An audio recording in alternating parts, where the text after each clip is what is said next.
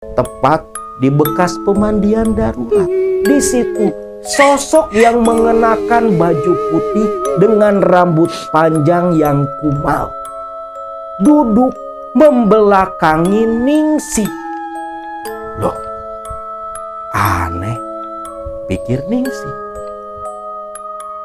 Suara tangisan sosok Mary sambil disela tangisan dan tawanya. Dia berkata, Kembalikan susuku, kembalikan susuku. Arwahnya Mary gentayangan malam itu keliling parung banteng minta susunya dikembalikan.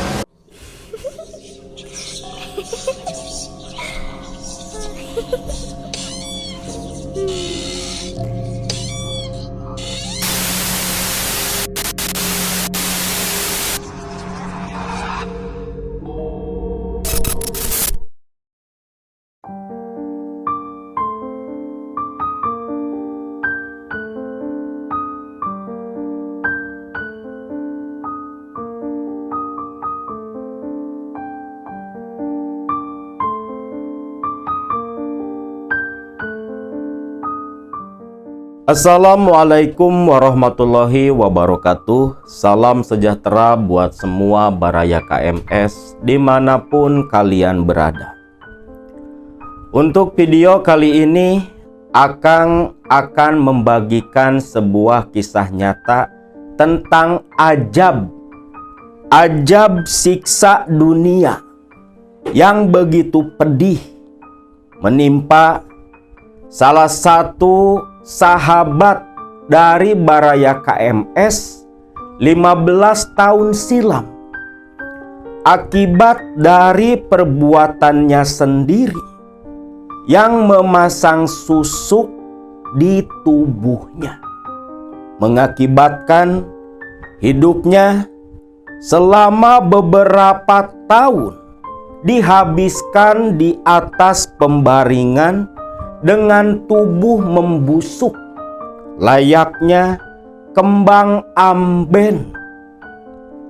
Kondisi yang begitu memprihatinkan membuat baraya KMS yang bernama Teh Ningsih betul-betul trauma dan begitu ketakutan.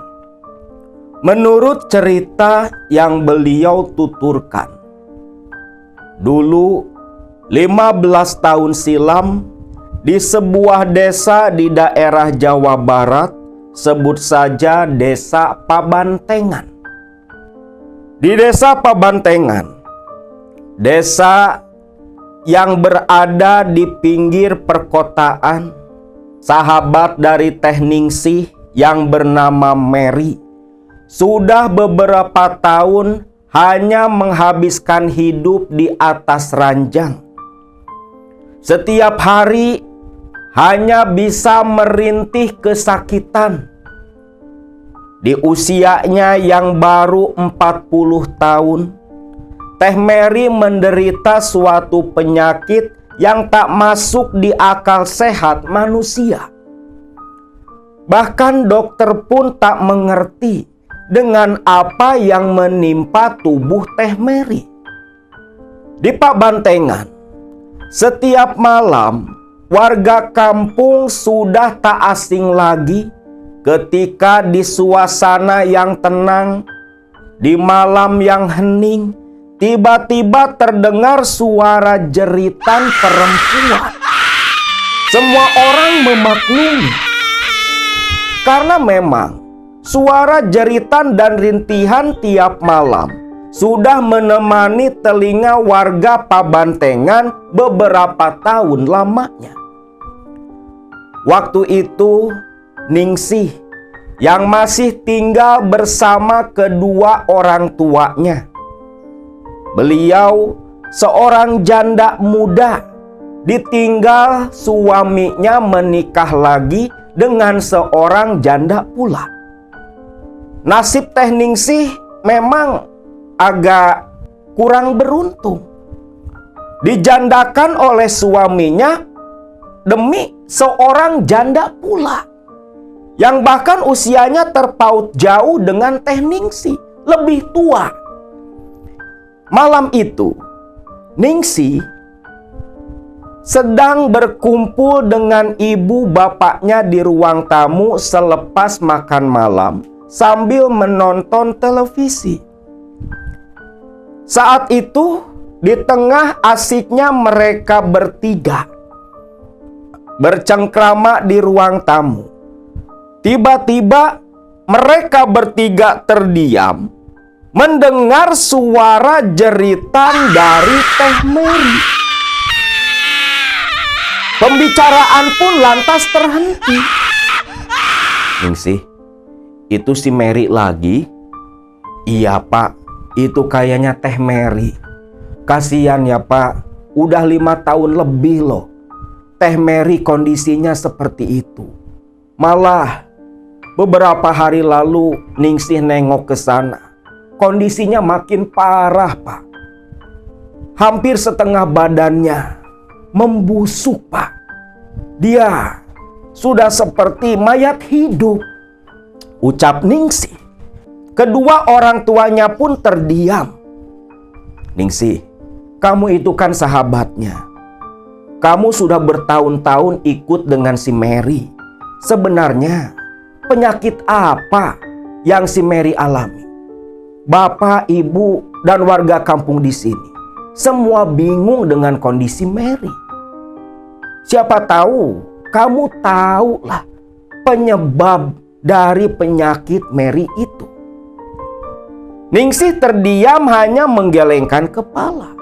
Walau dalam hati dia tahu apa penyebab sakitnya Mary yang aneh seperti itu. Orang-orang di Pabantengan, atau sering pula disebut Kampung Parung Banteng, kebanyakan enggan menengok Mary yang sakit. Bukan karena tidak ada rasa empati, tetapi tak tahan dengan bau busuk, bau bangkai yang selalu tercium dari tubuh Mary. Kondisinya melebihi seseorang yang sakit gula basah begitu parah. Walau memang tak ada belatung ataupun ulat di luka membusuk di tubuh Mary, tapi baunya itu mengalahkan bangkai yang sudah mati berhari-hari. Dari semua orang, hanya keluarga Mary yang tersisa bapaknya yang merawat Mary setiap hari, dan Ningsih, sahabat Mary yang sudah bertahun-tahun sering bareng-bareng dengan Mary. Melihat Ningsih yang terdiam, ibu bapaknya paham Ningsih seolah berat mengucapkan sesuatu yang dianggap rahasia. Mereka berdua pun tidak terlalu mengorek makin dalam perihal sakitnya Mary. Selepas jeritan dan teriakan Mary tak terdengar lagi, mereka bertiga kembali fokus nonton acara di televisi. Sampai tak lama kemudian, terdengar suara langkah berlari ke rumah Teh Ningsih, lantas memanggil-manggil Ningsih dari luar. "Sih, Ningsih, Ningsih, kamu ada di rumah?" teriak parau suara lelaki tua dari luar. "Ningsih, itu kayaknya Mang Kanda. Coba buka pintunya. Takut ada apa-apa sama si Mary," ucap bapaknya. Ningsih pun lantas bergegas membuka pintu. "Ada apa, Mang?" "Sih, ke rumah sih, ke rumah." "Ada apa, Mang?" "Itu sih, si Mary sepertinya lagi sekarat," ucap Mang Kanda. Mendengar itu, Ningsih tentunya panik. Lalu dia buru-buru ke kamar, mengganti pakaian, sedangkan ibu bapaknya langsung berbicara dengan Mang Kanda. "Kanda, Kenapa lagi si Mary? Gak tahu Kang, kondisi si Mary sekarang semakin parah. Dari tadi napasnya sesak, tersengal-sengal, seperti yang mau mati Kang. Manggil-manggil terus si Ningsih, ucap Mang Kanda. Ibu bapak Ningsih pun khawatir. Lantas Ningsih pergi terlebih dulu dengan Mang Kanda, dan ibu bapaknya berniat menyusul pulang. Setibanya di rumah Mang Kanda, Teh Ningsih sebelum masuk ke rumah di halaman langsung mengenakan masker beberapa lapis. Karena dia tahu betul kalau tak pakai masker, muntahlah dia nanti ketika masuk ke kamarnya Mary. Karena bukan hanya di dalam, bau busuk dari tubuh Mary di halaman pun sudah mulai tercium. Pintu dibuka, Ningsih bergegas masuk ke dalam. Dia hafal betul di mana kamar Mary, yang memang berada di kamar paling belakang rumah Mang Kanda. Rumah yang cukup besar di kampung Parung Banteng. Setibanya di depan pintu kamar Teh Mary, Ningsih terdiam untuk menguasai diri, menenangkan hati dan pikirannya. Karena setiap kali melihat tubuh Mary, Ningsih selalu teringat kejadian di masa lalu, beberapa puluh tahun silam, yang menjadi penyebab penderitaan Mary pada waktu itu. Setelah menarik napas beberapa kali, barulah Ningsih memutar gagang pintu. Dia masuk ke dalam. Terlihat pula Mang Kanda berdiri di depan pintu yang terbuka, menatap dengan pandangan mata yang begitu sendu, sampai terlihat genangan air mata pula di tatapan Mang Kanda yang begitu tajam. Begitu Ningsih tiba di dalam kamar, Ningsih mendekat ke ranjang. Teh Mary, ini Ningsih Teh, ini Ningsih. Ningsih tak tega melihat Mary yang tubuhnya kurus, dengan beberapa titik di bagian badan terlihat lengket dengan cairan berwarna merah kekuningan campuran nanah dan darah. Ningsih, itu kamu Ningsih? Iya Teh, ini Ningsih Teh, ini Ningsih. Teteh yang tenang, teteh yang tenang. Ningsih, Teteh sudah nggak kuat. Teteh sudah nggak kuat Ningsih. Sudah sebentar lagi. Sudah dekat. Ningsih terdiam. Apa yang dimaksud sudah dekat? Karena kata-kata seperti itu seringkali diucapkan oleh Mary 1 tahun belakangan. Setiap kali Ningsih berkunjung, menengok, pasti Mary mengatakan hal serupa. Sudah tak kuat, sudah waktunya, sudah dekat. Yang tentunya satu kata terlintas di pikiran Ningsih, kematian.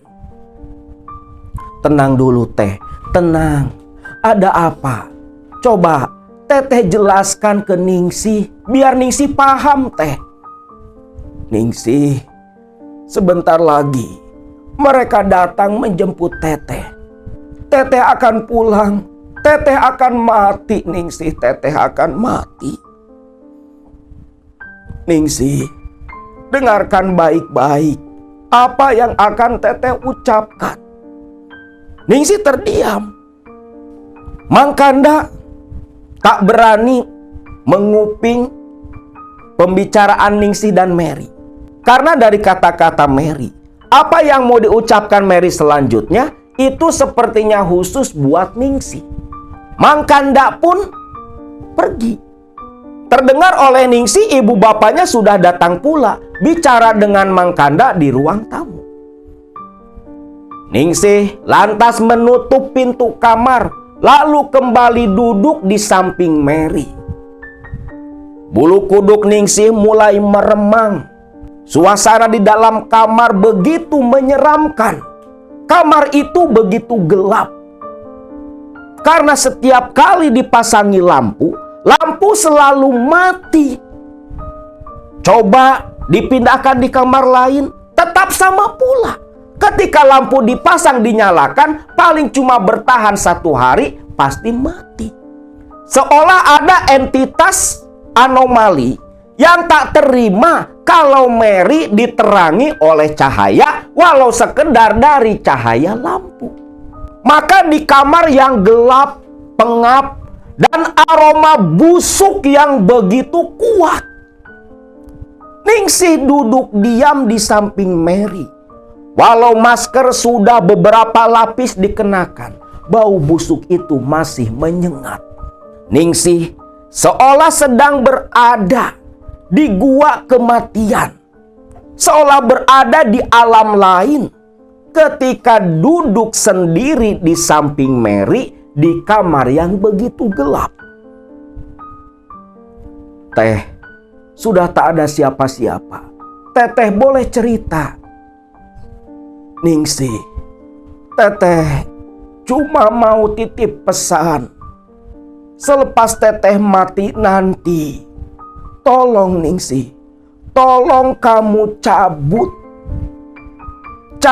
susuk di badan Teteh. Lalu nanti susuk-susuk itu kau kuburlah di samping jenazah Teteh, agar kematian Teteh sempurna, ucap Mary.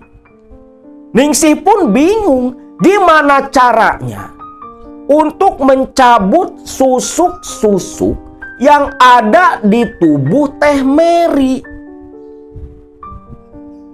Ningsih bukan ahlinya. Bagaimana Teh? Bagaimana cara Ningsih nyabut susuk di tubuh Teteh?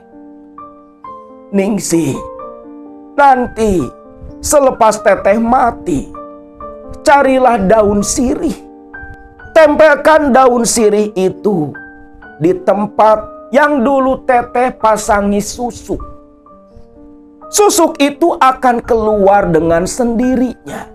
Tapi ingat, rahasiakan ini agar tidak menambah aib bagi Teteh. Ini orang udah mau mati pun masih takut, masih malu kalau dirinya pasang susuk. Iya Teh, nanti pasti Ningsih lakukan Teh. Teteh yang tenang, ucap Ningsih, berusaha menghibur Mary. Selepas Mary mewasiatkan kepada Ningsih untuk mencabut semua susuk di tubuhnya, yang memang dipasang di beberapa titik. Ningsih tahu betul, karena dulu dia ikut pula ketika Teh Mary pasang susuk di seorang dukun. Mary waktu itu memasang susuk jenis jarum emas. Tapi bukan jarum emas biasa. Karena si jarum emas yang digunakan sebagai media susuk di tubuh Mary, itu ada story dan sejarah tersendiri. Menurut penuturan dari si dukun yang memasang pada waktu itu. Harganya pun tak murah. Satu susuknya dihargai 3 juta. 3 juta tahun 90-an. Lu bisa bayangin berapa nilainya. Zaman dulu motor baru tuh keluar pabrik 3 jutaan. Ranking aja cuma 3,5. Ini jarum susuk, jarum emas, gak sampai setengah gram, harganya 3 juta. Dan Mary pasang di beberapa titik di tubuhnya. Di payudara 2, lalu di bagian kemaluan, 2 bokong di bibir dan di setiap sudut mata. Itu semua dipasangi susuk. Dan dari tiap tempat yang dipasangi susuk itulah tubuh Mary membusuk, yang terus mengeluarkan nanah dan darah sampai Mary buta. Bahkan tulang pelipis Mary yang di dekat mata itu terlihat karena daging, kulit, dan jaringan lainnya sudah busuk. Betul-betul menakutkan kondisi Mary pada waktu itu. Selepas Mary menitip pesan wasiat kepada Ningsih, dia pun langsung terdiam. Ningsih yang sudah tak kuat, hampir keleyeng, hampir pingsan dengan terpaan gempuran aroma busuk dari tubuh Mary. Dan bulu kuduk yang terus meremang sedari tadi, karena Ningsih merasa di dalam kamar itu bukan hanya mereka berdua. Ningsih pun bergegas keluar dari kamar Mary. Ketika Ningsih keluar dari kamar, Ningsih langsung disambut oleh Mang Kanda dan kedua ibu bapaknya. Ningsih pun ditanyai, diberondong oleh berbagai pertanyaan. Ningsih, ada apa? Kenapa Mary sampai segitunya pengen bicara sama kamu? Ada apa sih? Tanya Mang Kanda. Dia begitu penasaran. Apa sih yang diceritakan Mary ke Ningsih sampai dia nggak boleh tahu? Seolah ikatan antara Ningsih dan Mary lebih kuat daripada ikatan Kanda sebagai bapak dengan Mary anaknya. Lah, cuma pesan aja, bukan apa-apa, Mang. Tapi Mang, sepertinya Ningsih malam ini mau nginap di sini, mau nemenin Teh Mary. Soalnya kata Teh Mary barusan, Teh Mary merasa sudah dekat waktunya dia kembali pulang, Mang. Mendengar itu, Mang Kanda terdiam. Ibu bapaknya Ningsih pun sama. Maka mereka berempat duduk bersama di ruang tamu yang begitu hening. Tak ada yang berbicara. Semua orang sibuk dengan pikiran masing-masing. Nah, di tengah keempat orang ini yang sedang duduk diam di ruang tamu, suasana di rumah Mang Kanda terasa semakin suram. Bulu kuduk mereka berempat mulai meremang tatkala mendengar suara lolongan anjing di kejauhan. Lolongan anjing itu saling bersautan, seolah menjadi pertanda akan terjadi sesuatu di kampung mereka. Tak ada yang berani berbicara sama sekali. Semua orang bungkam. Situasi sama dirasakan pula oleh warga kampung yang lain. Mereka merasa ada yang tak wajar malam itu. Sedangkan di ruang tamu rumah Mang Kanda, keempat orang ini yang awalnya diam, tiba-tiba terkejut ketika mendengar suara seperti ledakan di atap rumah mereka. Ningsih sampai lompat dari kursi, langsung mendekat ke arah ibu dan bapaknya ketakutan. Pak, Bu, yang tadi apa, Pak? Kanda, itu yang tadi apa? Tanya bapaknya Ningsih. Gak tahu, Kang. Terus terang aja, Kang. Udah 3 hari ini, Kang. Suka ada suara seperti itu di atap. Tapi udah saya cek dari kemarin gak ada apa-apa. Terlihat raut wajah Mang Kanda pun seperti yang ketakutan pula. Ya Allah, Pak, ini sebenarnya ada apa sih, Pak? Gak tahu, Bu. Gak tahu. Bapak bingung. Seumur umur, Bapak baru ngalamin hal kayak gini. Ucap bapaknya Ningsih. Nah, selepas mendengar suara ledakan tadi, tiba-tiba mereka semua merasakan hal serupa. Bulu kuduk meremang. Rasa takut mulai mereka rasakan. Suara seperti orang yang berjalan mengitari rumah mereka, rumah Mang Kanda, terdengar begitu jelas malam itu. Suara langkah kaki yang begitu pelan, langkah kaki yang terseret-seret, menimbulkan suara yang begitu menakutkan. Dan suara langkah kaki itu berhenti tepat di ujung rumah Mang Kanda, tepatnya di kamar Teh Mary. Di tengah mereka yang begitu tegang, tiba-tiba terdengar suara pintu yang terbuka. Kret. Pintu kamar Teh Mary yang sudah ditutup rapat oleh Ningsih terbuka begitu saja. Ningsih pun sampai memeluk tangan bapaknya ketakutan. Ningsih dan ibu bapaknya duduk dempet-dempetan, saling memeluk, saling menenangkan diri. Kasihan Mang Kanda yang hanya sendiri cuma bisa memeluk kursi. Tak ada yang berani berbicara. Bahkan bernapas pun begitu pelan, seolah takut suara helaan napas terdengar oleh sosok yang membuka pintu kamar Teh Mary. Mereka tertuju ke pintu kamar yang masih terbuka. Sampai tiba-tiba terdengar suara jeritan Mary, jeritan ketakutan, jeritan kesakitan bercampur menjadi satu.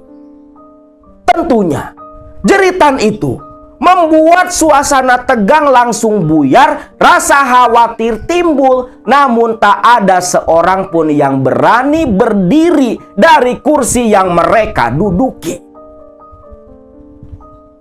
Mary menjerit-jerit di dalam kamar, sampai terdengar pula seperti yang sedang merontak, menendang-nendang ranjang yang sudah bertahun-tahun ditiduri oleh Mary. Terlihat raut wajah Mang Kanda begitu cemas, namun tak berani untuk menengok kondisi anaknya. Di dalam pandangan mereka berempat, terlihat seperti sosok bayangan hitam masuk ke kamar Mary yang seketika Mary pun menjerit, namun jeritannya seperti lolongan yang begitu menakutkan. Sampai lolongan itu berhenti, tak terdengar lagi. Suara rontaan pun tak ada pula. Barulah mereka berempat kompak menoleh, lantas berdiri, bergegas lari ke kamar Teh Mary. Saat itulah ketika mereka masuk ke dalam kamar, sepintas Ningsih melihat seperti ada sesuatu berwarna putih berdiri menembus tembok sudut kamar Teh Mary, menghilang. Apa tadi? Pikir Ningsih. Namun Ningsih teralihkan oleh suara jeritan Mang Kanda yang menyadari kalau Mary sudah meninggal dunia. Jam 10 malam itu, Mary pun meninggal dunia selepas beberapa tahun disiksa dengan kondisi tubuhnya yang begitu memprihatinkan. Bapaknya Ningsih lantas inisiatif pergi dari rumah Mang Kanda, menemui ketua RT di Parung Banteng, mengabarkan kematian Mary. Selepas bapaknya Ningsih pulang kembali ke rumah Mang Kanda, tak lama terdengar pengumuman di masjid lewat toa yang mengabarkan kematian Mary, anak satu-satunya Mang Kanda. Tak lama satu persatu tetangga dekat mulai berdatangan. Tentunya mereka semua datang sambil menutup mulut dan hidung dengan kain yang agak tebal. Karena orang-orang tahu bau busuk dari tubuh Mary yang membusuk, yang pada borok, itu luar biasa. Satu persatu melihat kondisi Mary. Tak ada yang berani lama-lama, paling cuma beberapa detik saja. Kang Kanda, ini mau langsung diurus apa besok saja? Tanya ketua RT malam itu. Besok saja teh, ini sudah malam. Gak apa-apa, barulah besok pagi kita urus jenazah anak saya, ucap Mang Kanda. Sambil Mang Kanda meminta tolong ketua RT untuk mengerahkan warga membantu prosesi pemakaman Mary. Ketua RT karena memang itu adalah tanggung jawabnya, dia pun langsung mengatur beberapa orang membagi-bagi tugas. Ada yang ditugaskan menggali kuburan, membawa keranda, menebang pohon pisang untuk nanti proses pemandian Mary. Sedangkan untuk yang mengurus jenazah Mary, memandikan, Ningsih langsung mengajukan diri. Akhirnya diputuskan Ningsih dan Maenah, yang seorang dukun beranak di kampung itu, yang memang keseharian tugasnya selain mengurus ibu yang hamil yang masih dipercaya oleh warga Parung Banteng, Maenah pun selalu berdiri paling depan ketika ada orang yang meninggal, khususnya perempuan. Maka diputuskan cuma 2 orang nih yang memandikan jenazah Mary. Bukan apa-apa, yang lain gak ada yang berani. Satu persatu selepas para tetangga menengok jenazah Mary, semua memilih pulang. Hanya menyisakan beberapa orang di rumah Mang Kanda, termasuk ketua RT dan 2 orang hansip, Solikin dan si Ahmad, yang tetap diam di rumah Mang Kanda menemani Mang Kanda, yang tentunya begitu kehilangan karena ditinggal meninggal oleh anak semata wayangnya. Ningsih memilih tinggal pula di rumah Mang Kanda karena Ningsih sebagai sahabat Mary yang begitu dekat dari waktu kecil, sudah dianggap seperti anak sendiri oleh Mang Kanda. Sedangkan Mang Kanda langsung mengambil HP, menelpon saudara-saudaranya, mengabarkan kematian Mary, anaknya. Malam itu, Ningsih memberanikan diri dia menemani jenazah Mary di dalam kamar. Walau ada rasa takut dalam hati, tapi bagi Ningsih, hanya itulah yang bisa dia lakukan untuk terakhir kalinya. Singkat cerita, selepas azan subuh, ketua RT membagi tugas warga yang kebagian untuk menyiapkan lubang galian. Sekitar jam 5:30 pagi, semua langsung berangkat ke pemakaman. Sedangkan yang lainnya melaksanakan tugas sesuai perintah ketua RT. Jenazah Mary tak dibawa ke ruang tamu. Ibu-ibu yang biasanya baca Yasin sambil mengelilingi jenazah, waktu itu hanya duduk melingkar di ruang tamu yang kosong. Karena dipastikan kalau jenazah dibawa keluar, gak ada yang bisa bertahan baca Yasin sama sekali. Ini memang agak berbeda nih. Hal itu pun baru pertama kali terjadi di Parung Banteng. Ngaji Yasin buat jenazah, tapi jenazahnya terpisah. Lalu, sekitar jam 6 pagi, jenazah Mary pun diangkat keluar, tepat ke belakang rumahnya Mang Kanda. Di situ sudah ada tirai yang mengelilingi. di mana tempat pemandian dadakan sudah disediakan. Mang Kanda dan bapaknya Teh Ningsih menggotong jenazah Mary yang begitu ringan karena hanya menyisakan kulit dan tulang. Begitu kurus kering dengan luka membusuk di sekujur badan.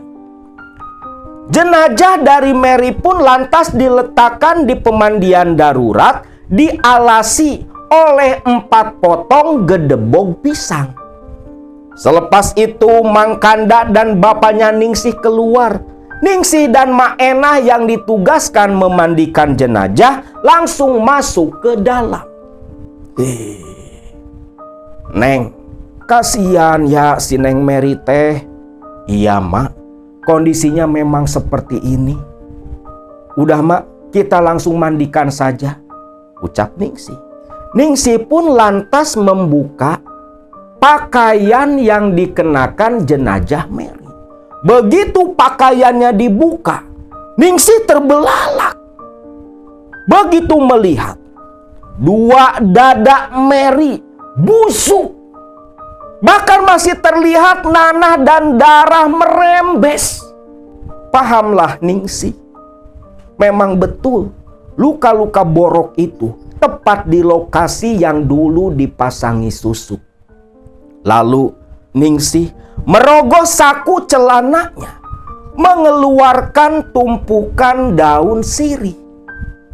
Mak Enah sedikit mengernyitkan kening. Loh, Neng, itu daun sirih buat apa? Mak, tapi tolong ya mak, emak jaga rahasia. Inilah yang menjadi penyebab sakitnya Teh Mary, ucap si Ningsih. Yang lantas meletakkan selembar daun sirih di setiap luka bernanah. 2 daun sirih diletakkan di ujung dada yang membusuk. Lalu diletakkan pula daun sirih tepat di atas kemaluan Mary. Lalu di 2 sudut mata bagian pelipis yang sudah hancur menyisakan tulang, berbalut daging busuk. Mak Enah paham, karena dia bukan hanya seorang dukun beranak, dia pun seorang praktisi pula.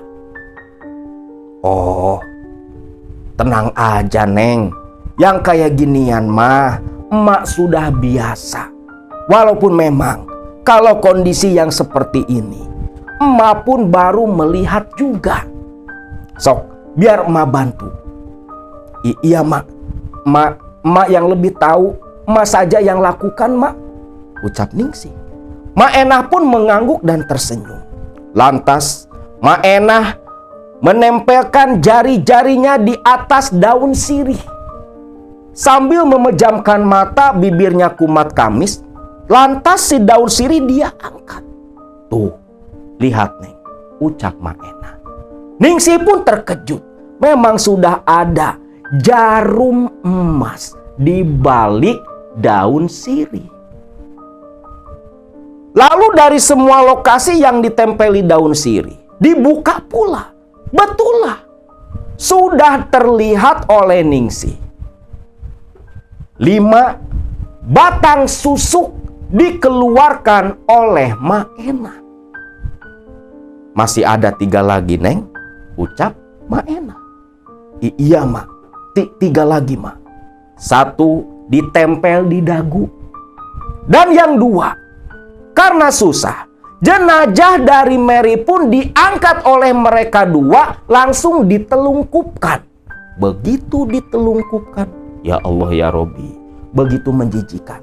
Kata Teh Ningsih, pinggang pantat dari almarhum itu membusuk pula. Bisa kalian bayangkan penderitaan seperti apa yang dialami oleh Mary semasa hidupnya. Yang ambeien aja pasti luar biasa sakitnya. Lah ini pantat kiri dan kanan membusuk. Pantaslah Mary setiap hari mengerang kesakitan.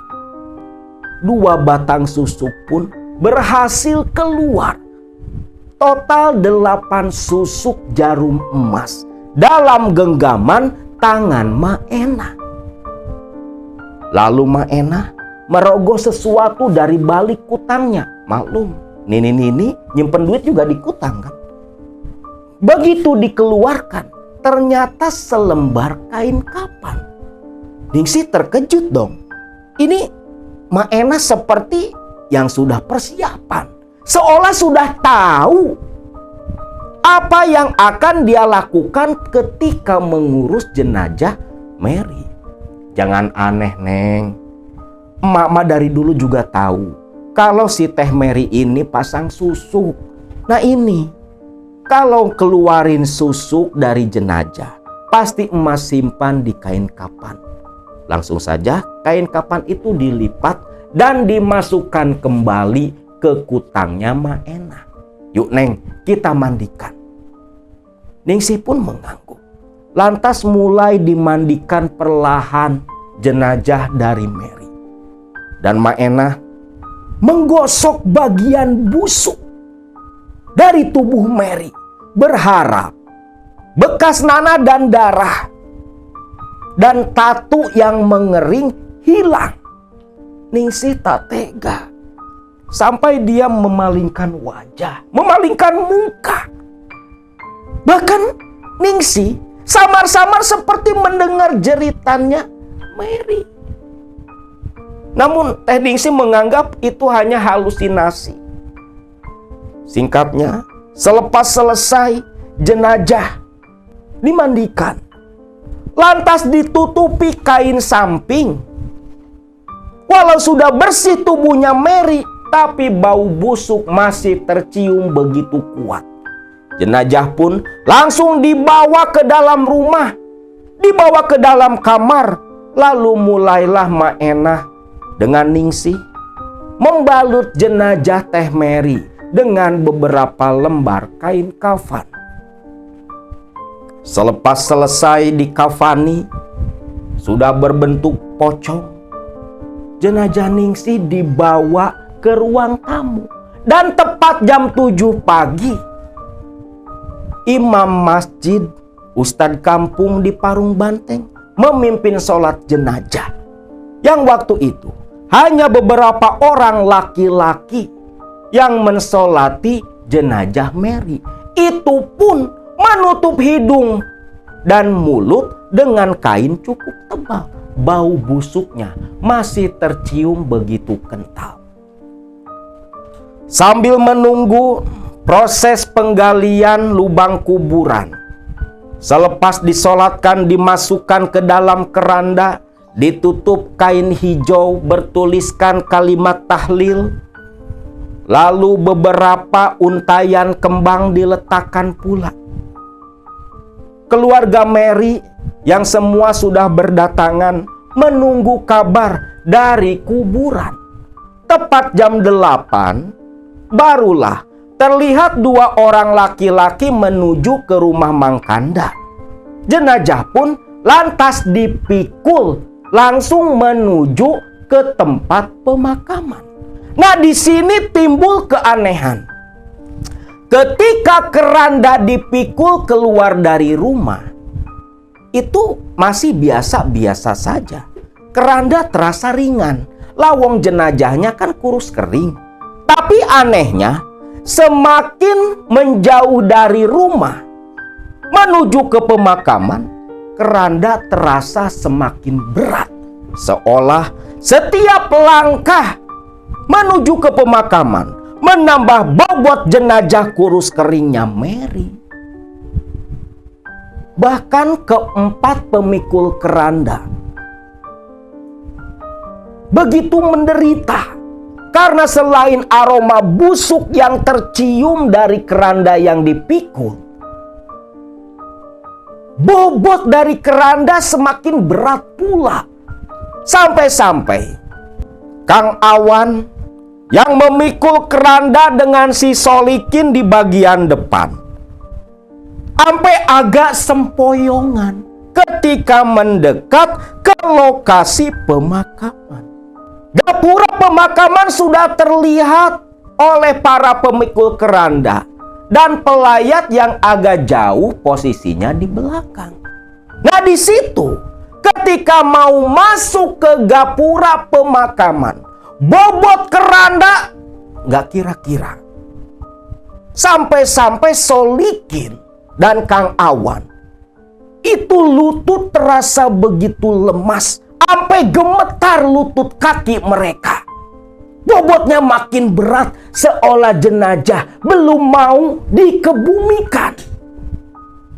Mang Kanda dan orang tua Ningsih di belakang keheranan melihat 4 pemikul keranda kepayahan. Sampai kejadian naas pun terjadi. Keempat pemikul keranda yang betul-betul menderita akan bobot jenazah yang semakin berat, mereka pun oleng dan akhirnya keranda penutupnya terlepas, jenazah menggelinding jatuh ke tanah.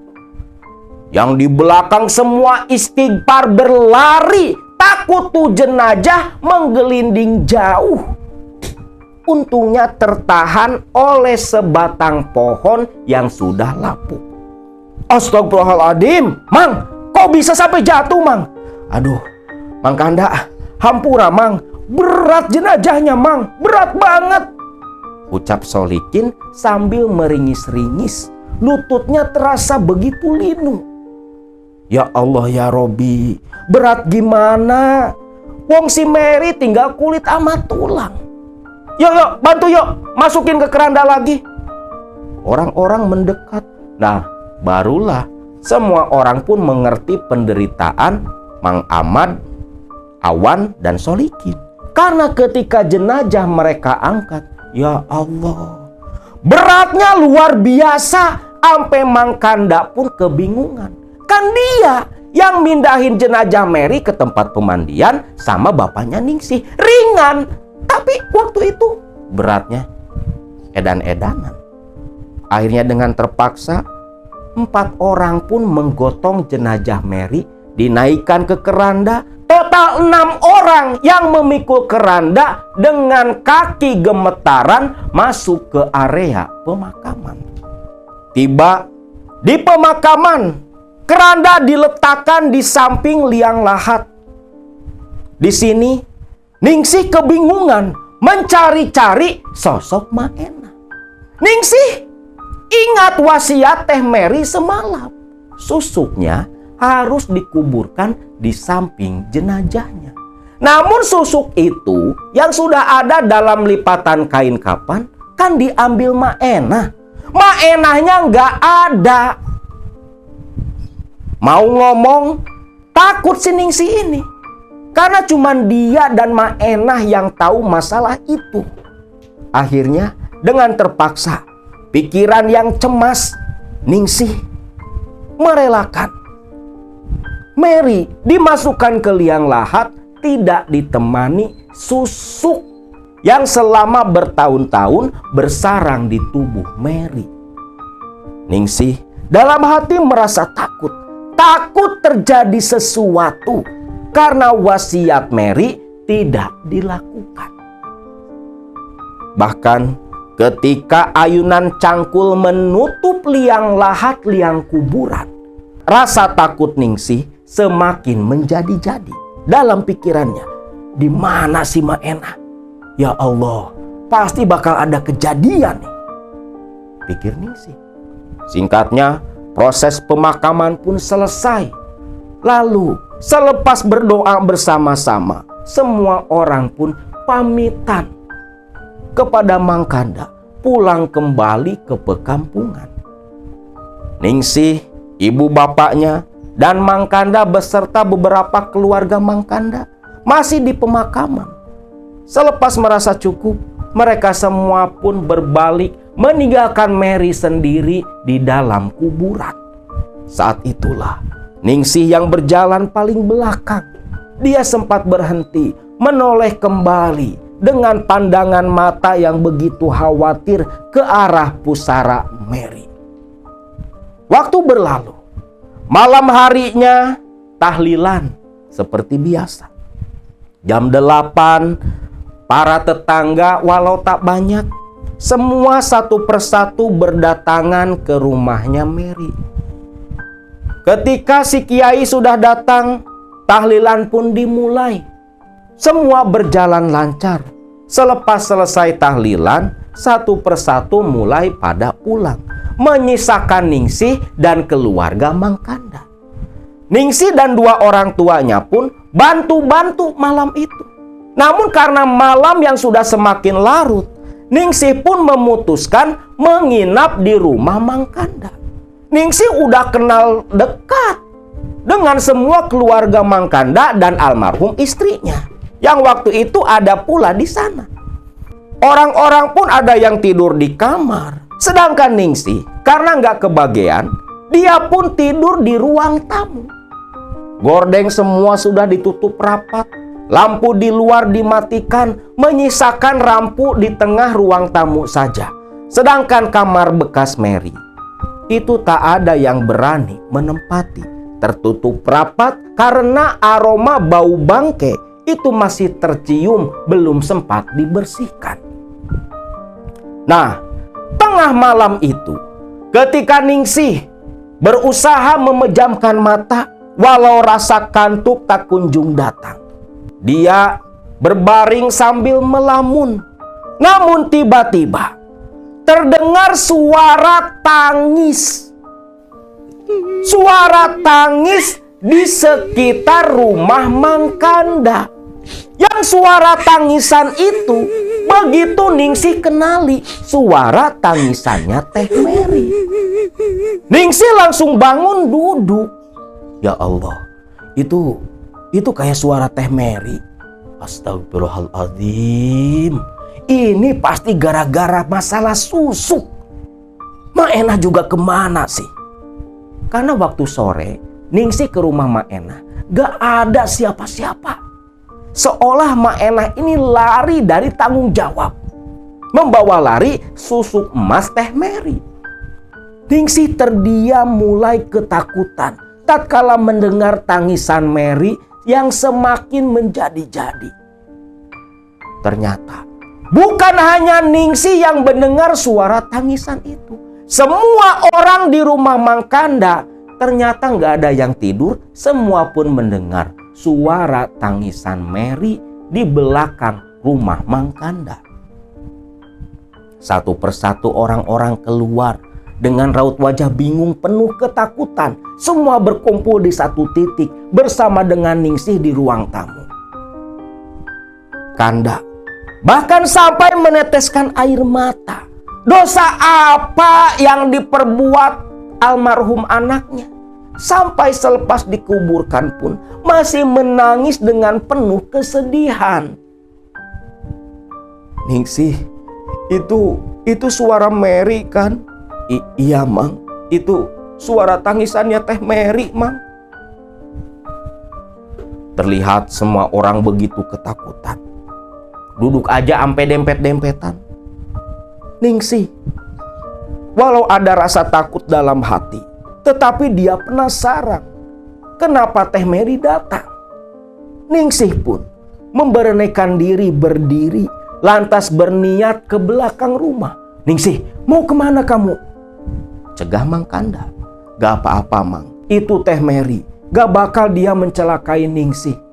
Mang Kanda pun melepas pegangan tangannya. Lalu Ningsih terlihat berjalan menuju ke arah dapur.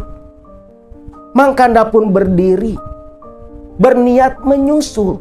Namun keluarganya menahan. Sudah Kang, biarkan saja. Ningsih itu kan sahabatnya Mary, sudah seperti adik kandungnya sendiri. Kanda pun duduk. Sebenarnya ada rasa rindu dalam hati, ingin bicara dengan arwah anaknya yang sedang menangis di belakang rumah. Ningsih semakin mendekat ke pintu belakang, semakin jelas suara tangisan Mary. Teh Mary, Teteh, itu Teh Mary kan? Tangisan itu pun terhenti. Hening suasana seketika, namun hawa menyeramkan masih terasa. Ningsih pun dengan tangan agak gemetar memegang gagang pintu dapur. lantas dia putar, dia tarik. Begitu ditarik, saat itulah Ningsih melihat tepat di bekas pemandian darurat. Di situ sosok yang mengenakan baju putih dengan rambut panjang yang kumal duduk membelakangi Ningsih. Loh, aneh, pikir Ningsih. Lah Ningsih gimana nggak ngerasa aneh dong? Waktu mati kan nggak pakai daster, pocong. Rambut juga udah dimandikan, lurus rambutnya Mary. Lah ini yang datang pakai daster putih, rambutnya awut-awutan, kumal kusut gimbal. Ningsih perlahan berjalan mendekat keluar dari rumah, mendekat ke arah sosok yang dianggap Mary. Ningsih berjalan perlahan. Teh Mary, teteh. Saat itulah dari sosok yang dianggap Mary pun terdengar suara tangisan kecil. Lalu sosok itu berdiri. Ningsih udah siap-siap pasang kuda-kuda tuh. Kuda-kuda buat lari. Takut kalau itu bukan Teh Mary. Namun ketika sosok itu berbalik ke arah Ningsih, Ningsih pun terdiam. Karena memang betul sosok di depannya adalah sosok almarhum Teh Mary. Walau rambutnya gimbal, tapi dari luka di pelupuk mata, dia yakin itu sosok Mary. Batinnya pun mengatakan hal sama. Itu Teh Mary. Teh Mary. Lalu perempuan yang diyakini sebagai Mary itu, dia pun berbicara.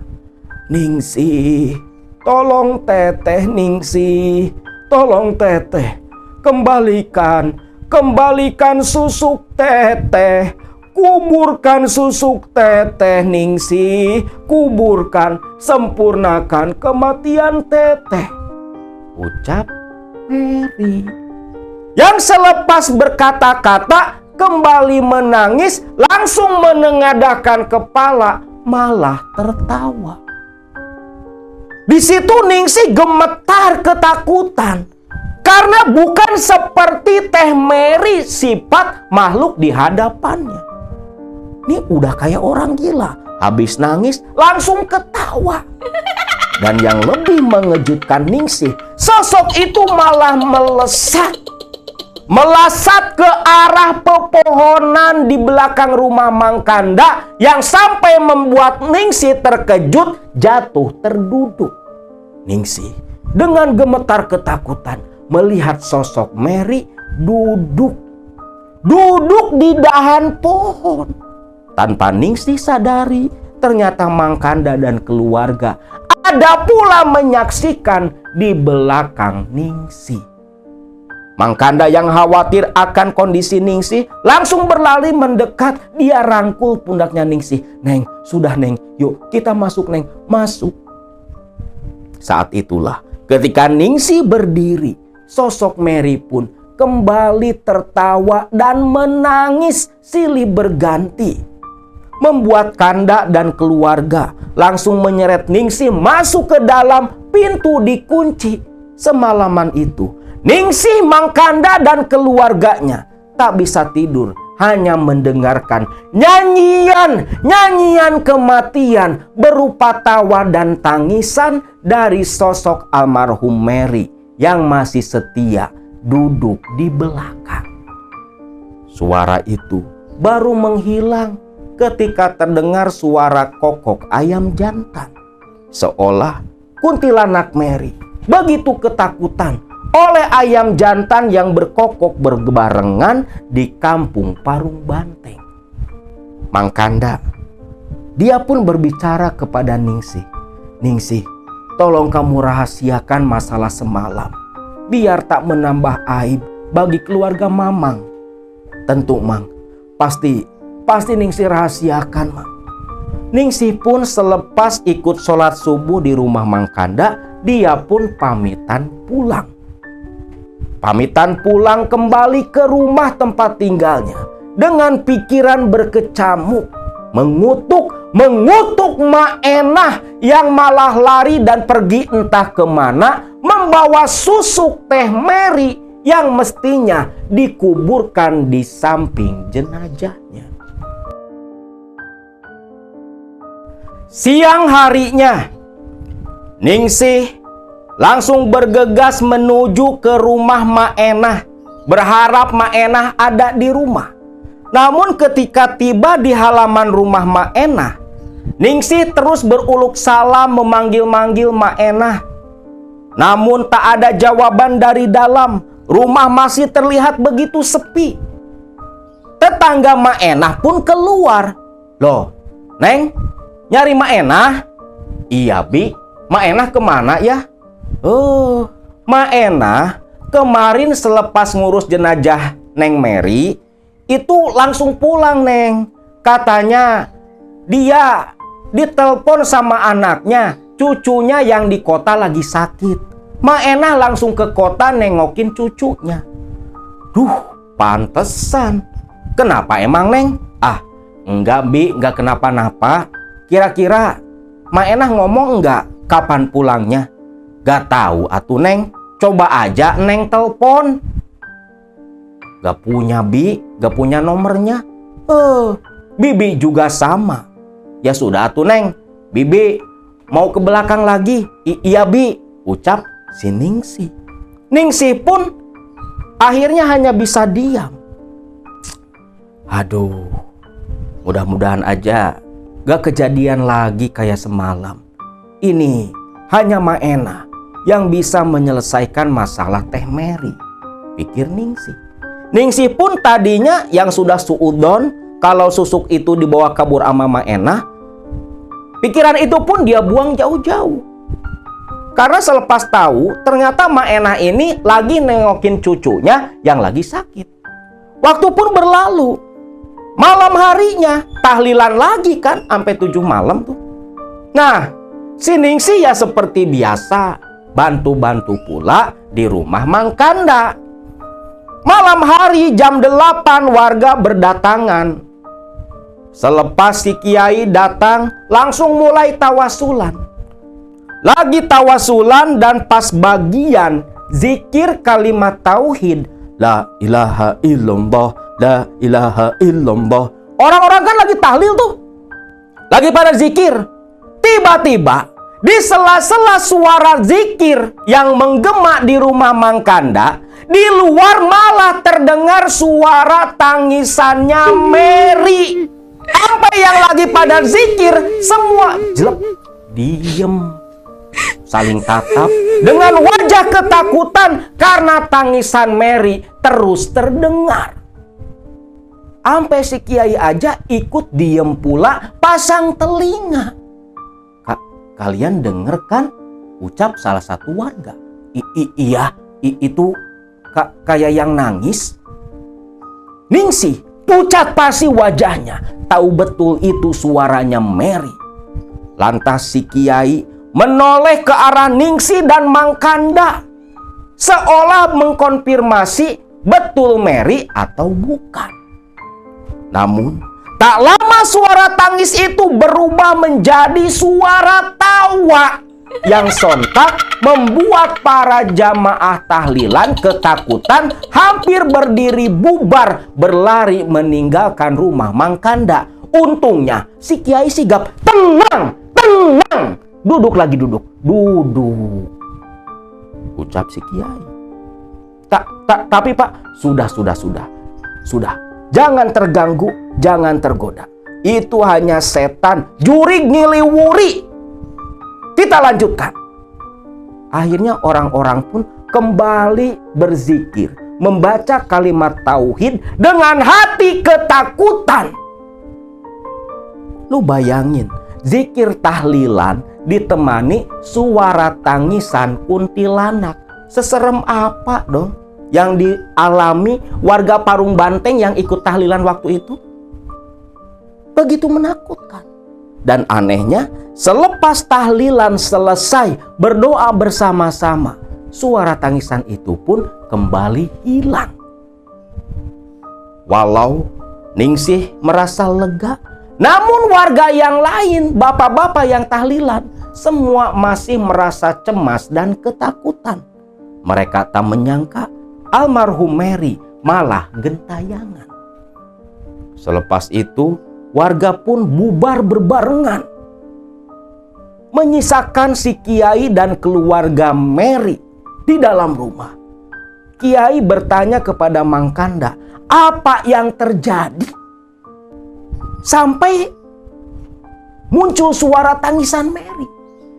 Namun keluarga pun bingung, karena yang tahu masalah sebenarnya itu kan cuma Ningsih. Tapi Ningsih pun bungkam, karena itu aib bagi almarhum Teh Mary. Dia nggak mau dong ngumbar aib sahabat sekaligus orang yang paling dekat dengan dirinya, terlebih dah meninggal. Semua orang menggelengkan kepala. Ningsih hanya menundukkan wajahnya, tak berani menatap wajah si Kiai. Ya sudahlah, sepertinya itu hanya setan yang menggoda kita. Ya sudah, Pak Kiai pamitan dulu ya, ucap si Kiai yang langsung pamitan pulang dari rumah Mang Kanda. Lalu Ningsih menoleh pula ke arah Mang Kanda. Mang, malam ini Ningsih nggak ikut bantu-bantu ya. Ningsih sama ibu mau langsung pulang, ucap Ningsih. Iya sih, gak apa-apa. Terima kasih ya, kamu sudah mau bantu Mamang. Iya Mang. Ningsih dan ibunya pun bergegas berdiri pamitan pulang, menyusul si Kiai yang masih terlihat berjalan. Karena Ningsih takut diikuti oleh sosok arwah Teh Mary. Namun siapa sangka Ningsih yang memendam rahasia, menjaga agar masalah itu tak terbongkar, tak menambah aib bagi almarhum Teh Mary. Siapa sangka malah malam itu ketika semua orang sudah pulang ke rumah masing-masing, terjadi suatu peristiwa yang membuat gempar warga Parung Banteng. Ketika tengah malam, di saat sebagian orang sudah tertidur lelap, semua terbangun karena semua warga di Parung Banteng, di sekitar lokasi tempat tinggal Teh Mary, mendengar suara tangisan sosok Mary sambil disela tangisan dan tawanya. Dia berkata, kembalikan susuku, kembalikan susuku. Arwahnya Mary gentayangan malam itu keliling Parung Banteng minta susuknya dikembalikan. Tentunya esok paginya warga Parung Banteng pun gempar. Rame, hampir setiap orang membicarakan peristiwa semalam tentang suara tangisan Mary yang meminta susuknya dikembalikan. Sedangkan Ningsih di rumah yang mendengar kejadian semalam, dalam hati dia mengutuk, setan tolol, aib udah gua tutup-tutupin malah lo umbar gitu kan. Gimana sih si Teh Mary? Ningsih kan nganggap itu Teh Mary. Akhirnya bapaknya Teh Mary, Mang Kanda, dan orang tuanya Ningsih itu menanyakan betul atau tidak rumor dan kabar tentang susuk yang diucapkan sosok arwah Mary yang gentayangan. Nah di situ Ningsih pun hanya menggelengkan kepala, pura-pura tak tahu. Karena percuma kalau ngomong juga, enahnya lagi di kota belum pulang. Akhirnya apa? Setiap malam warga Parung Banteng jadi ketakutan.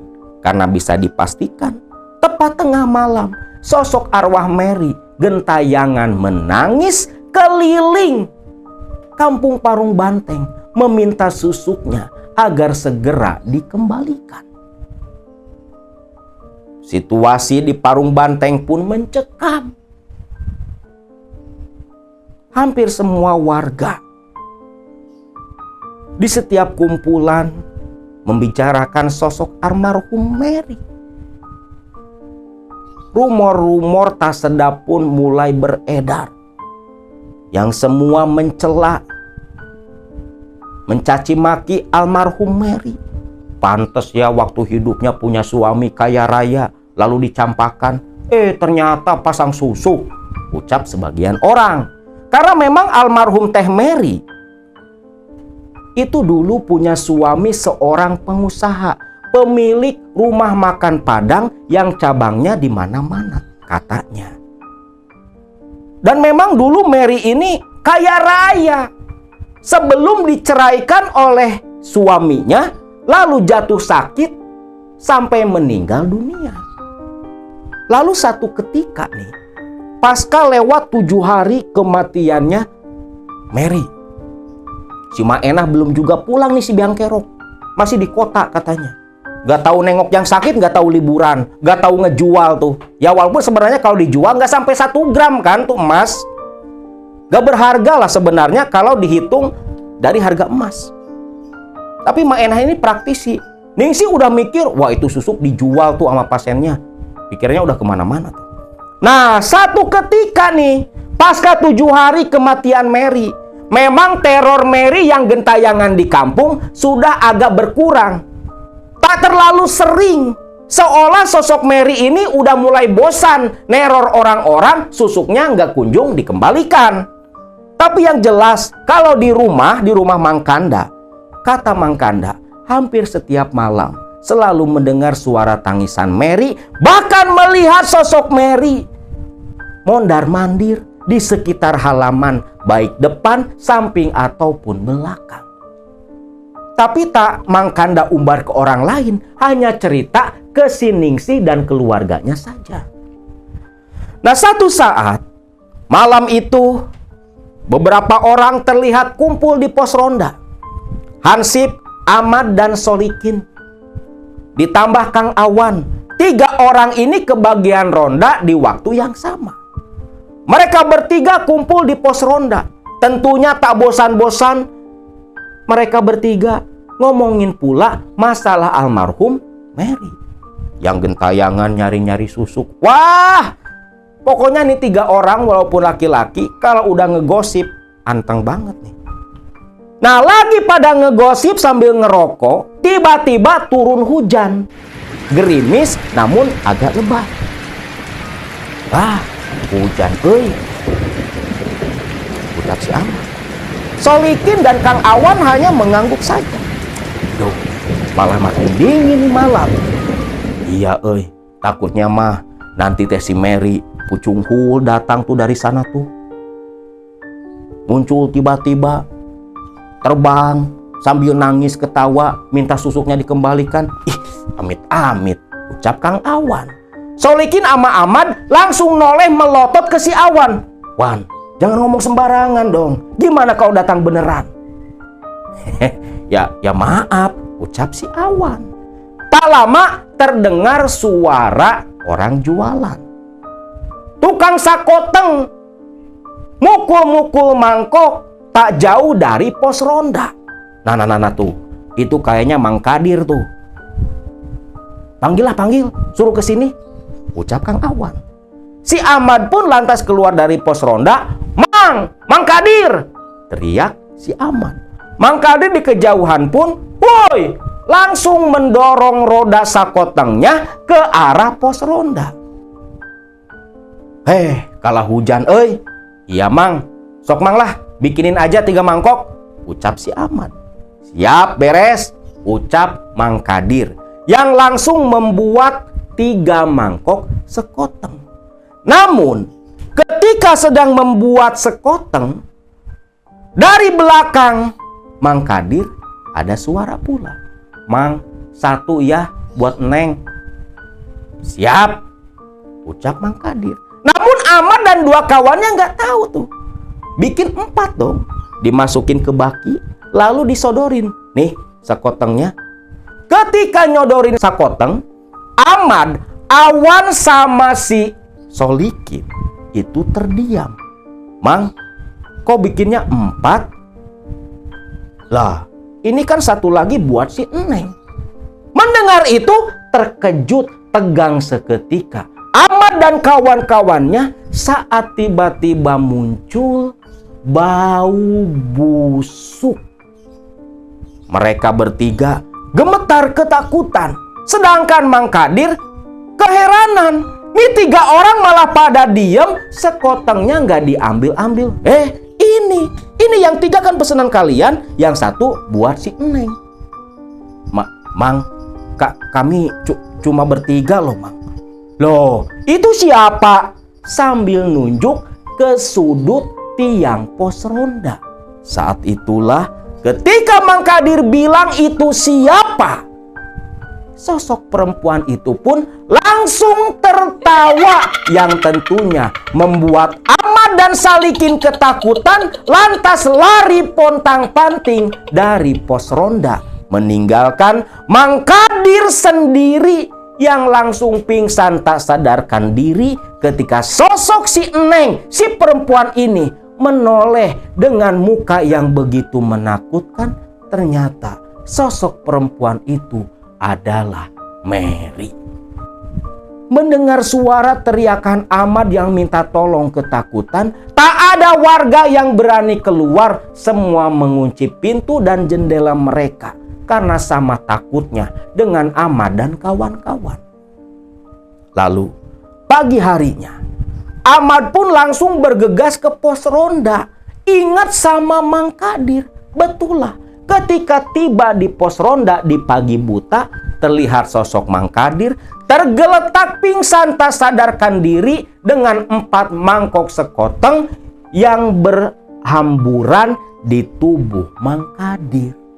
Mang Kadir pun dibangunkan, ditolong oleh Ahmad sambil teriak meminta bantuan warga. Lalu Ahmad pun cerita, dikuatkan sama cerita Mang Kadir pula tentang sosok Mary yang semalam hadir di pos ronda. Warga yang awalnya mulai agak tenang malah kembali ketakutan, yakin betul kalau sebenarnya sosok Mary belum pergi dari kampung mereka. Waktu terus berlalu. Orang-orang mulai takut keluar di malam hari. Walau teror dari Mary tak seperti dulu waktu di awal kematiannya. Tak terasa pula sudah 20 hari pasca kematian Mary. Lu bayangin 1 bulan tuh warga Parung Banteng hidup dalam suasana mencekam, penuh ketakutan setiap malam gara-gara 1 orang. Bahkan Mang Kanda sudah sering kali nih didatangi warga untuk mengurus masalah Mary yang gentayangan. Namun kan Mang Kanda juga bingung ngurusnya gimana. Udah minta bantuan kiai, dukun, gak mempan. Karena memang kata dukun dan kiai yang ngobatin atau yang dimintai tolong sama Kanda, semua orang bilang ada 1 yang memberatkan almarhum. Ya mungkin itu yang dianggap susuk. Dan memang betul, gara-gara susuk belum dikembalikan. Nah, satu ketika Ningsih yang memang sama ketakutannya dengan warga yang lain, karena dia setiap malam selalu didatangi oleh sosok Teh Mary, bahkan sampai dalam mimpi. Waktu itu Ningsih mendengar kabar Maenah pulang. Mendengar Maenah pulang, Ningsih langsung bergegas ke rumah Maenah pagi hari itu. Setibanya di rumah Maenah, Mak teh dari mana saja atuh, Mak? Gak tahu apa nih kampung tiap malam diteror sama Teh Mary. Loh. Ada apa, Neng? Datang kok marah-marah. Ningsih pun cerita apa yang sudah terjadi pasca kematian Teh Mary. Mak, mana susuknya Teh Mary, Mak? Mana? Itu harus dikembalikan, Mak. Teh Mary nyari-nyari susuk, matinya gak sempurna, Mak. Ningsih pun bersikeras agar Maenah mengembalikan susuk emas yang dulu dicabut waktu memandikan jenazah Mary. Tunggu dulu atuh Neng, tenang. Susuk itu mah nggak bakal emak pulangin. Sayang atuh, apalagi dikubur. Mending emak pasang ke pasien emak nanti. Ucap Mak Enah. Ya Allah Mak, nggak kasihan apa sama Teh Mary Mak? Tenang Neng, tenang. Masalah si Mary nanti biar emak yang beresin. Yang penting Mary nggak gentayangan lagi. Yakin Mak? Yakin. Biar emak yang bereskan. Kamu panggil si Kanda kemari. Iya Mak. Ningsih pun lantas bergegas menuju ke rumah Mang Kanda. Namun ingat Neng, jangan bahas masalah susuk. Iya Mak. Ningsih nurut aja sama Mak Enah. Tak lama, Ningsih pun datang kembali ke rumah Mak Enah ditemani oleh Mang Kanda.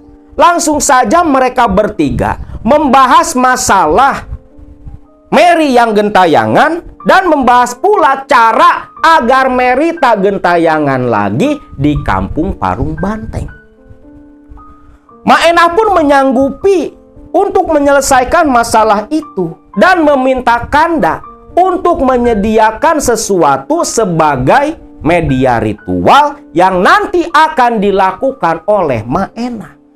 Waktu itu Mak Enah minta Kanda menyediakan umbo rampe dan seekor ayam putih. Sedangkan sisanya nanti Mak Enah yang mencari. Singkat cerita, Mak Enah pun menentukan hari Rabu, waktu untuk ritual menyelesaikan masalah arwah Mary yang gentayangan. Saat itu, Rabu pagi-pagi, Kanda membawa umbo rampe dan ayam putih ke rumah Mak Enah ditemani oleh Teh Ningsih. Mak Enah sendiri sudah bersiap-siap pula.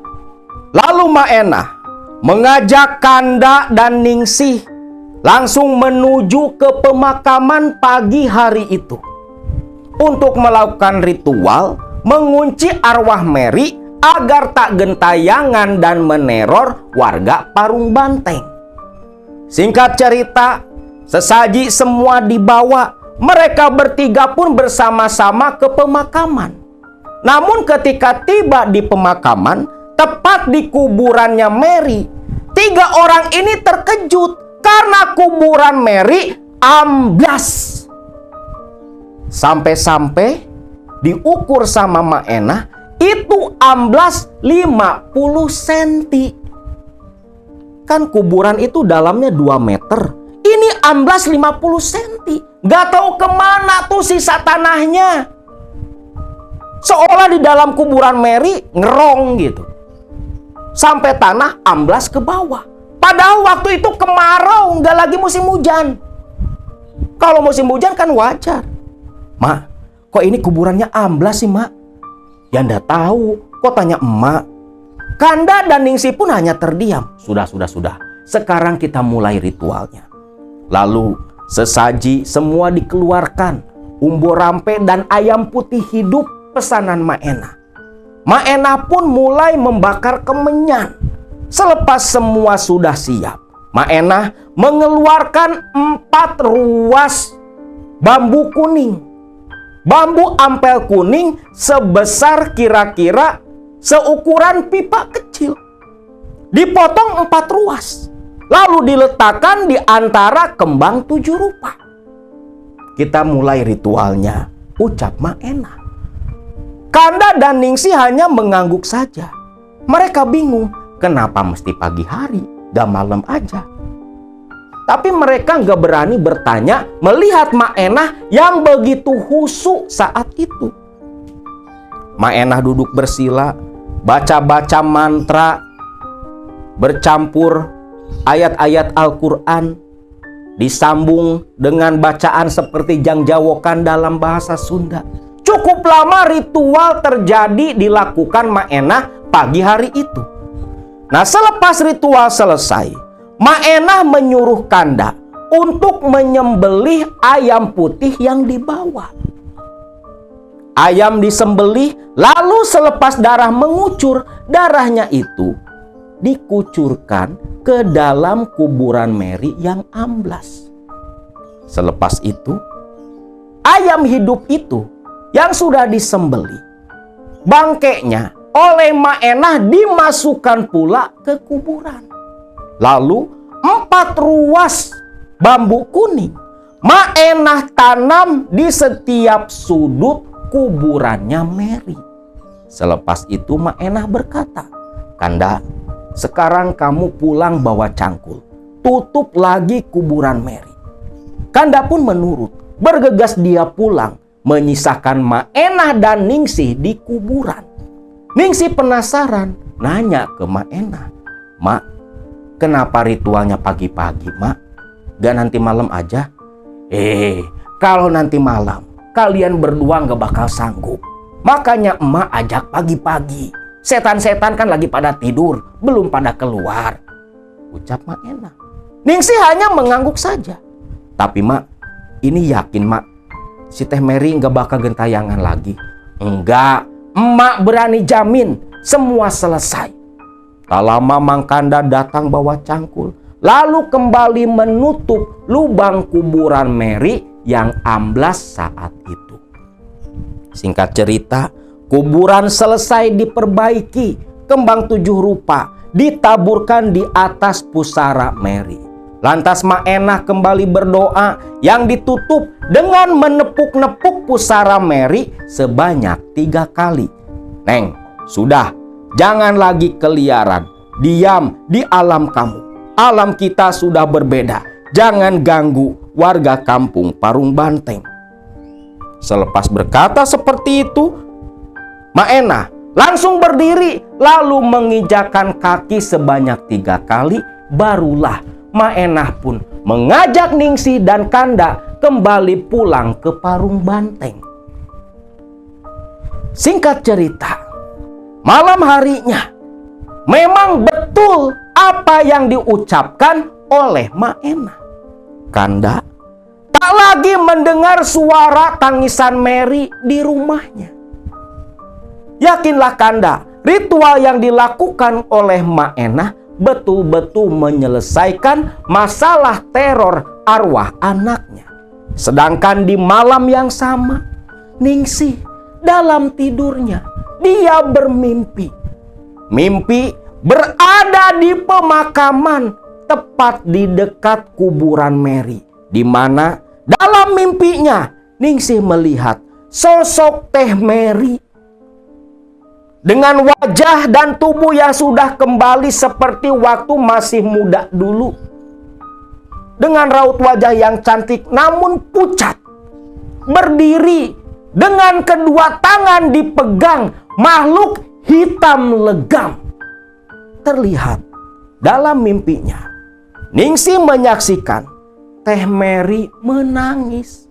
Lantas sosok Teh Mary yang membelakangi Ningsih dalam cengkraman 2 makhluk hitam, dia menoleh ke belakang menatap ke arah Ningsih dengan raut wajah dan pandangan mata yang begitu membuat hati Ningsih merasa tersakiti, karena pandangan mata dari sosok almarhum Teh Mary dalam mimpi Ningsih menyiratkan rasa kekecewaan yang begitu dalam. Tanpa berkata apa-apa, sosok Mary yang menangis dan menatap ke arah Ningsih lalu diseret pergi dan menghilang oleh 2 makhluk hitam yang entah makhluk apa. Namun Ningsih percaya 2 makhluk hitam itu pasti ada hubungannya dengan sosok Mak Enah. Dan semenjak dirituali oleh Mak Enah, memang di kampung Parung Banteng kembali aman. Sosok Mary tak pernah terdengar lagi gentayangan di Parung Banteng. Warga pun mulai tenang pula. Sampai lambat laun cerita peristiwa tentang arwah Mary yang gentayangan meminta susuknya dikembalikan lambat laun mulai dilupakan oleh warga Parung Banteng. Hanya Ningsih yang hingga saat ini tetap mengingat peristiwa itu, karena peristiwa teror gentayangannya arwah Mary. Hanya Ningsih dan Maenah yang tahu apa yang menjadi penyebabnya. Nah, itulah kisah tentang Ajab, seorang pengguna susuk yang sampai meninggal pun masih merugikan warga dengan melakukan teror bergentayangan karena arwahnya merasa tak tenang.